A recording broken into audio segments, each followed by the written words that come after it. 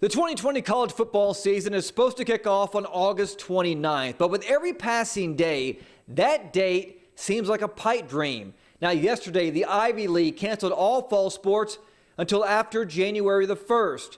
Today, one Power 5 conference made a massive decision for their season.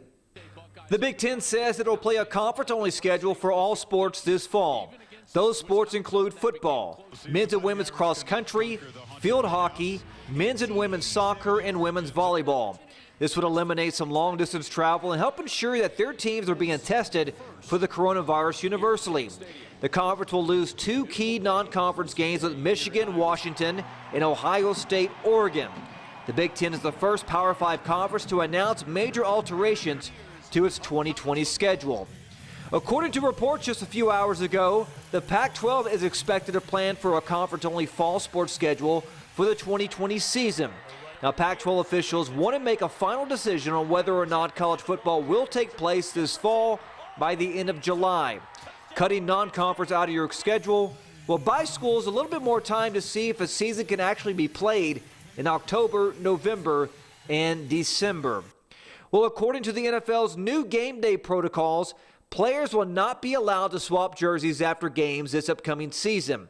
Earlier this week, the league released a list of items that all teams must follow to limit player and coaching staff exposure to COVID-19. The league also put a ban on any post-game interactions of any kind within 6 feet of each other. The NFL Players Association signed off on the new protocol, but not without pushback from some prominent players.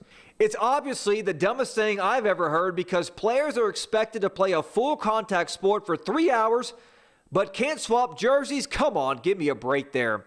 Well, former Baylor Bear Max Muncy had quite a scare during his inter-squad game on Tuesday. Muncy was hit by a pitch on his left ring finger. Now, Muncy said he couldn't see the ball as the stadium underwent a $100 million renovation, including a brand new batter's eye, which used to be a black tarp. Now it's a center field plaza that has made it more difficult for Dodger hitters to pick up the baseball. Muncy's injury is not considered serious, and he should be ready for opening day on July 23rd against the San Francisco Giants. He's coming off his first career All-Star selection, in which he batted .251 with 35 homers and 98 RBIs. You know, it's kind of just it's a pain tolerance thing, and so if this was regular season or a playoff situation, I'd be able to find a way to get in there. But there's no point in rushing it right now. We're feeling pretty good that I'll be more than ready for opening day.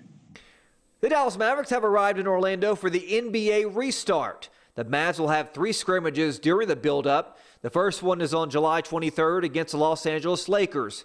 That's in preparation for their 8 seeding games and the playoffs. Now, the Mavs have locked up a postseason berth, but they're hoping to move up in the standings.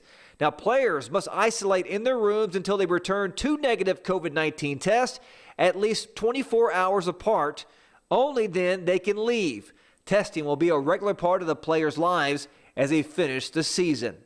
And that's a look at sports. We'll be right back after the break.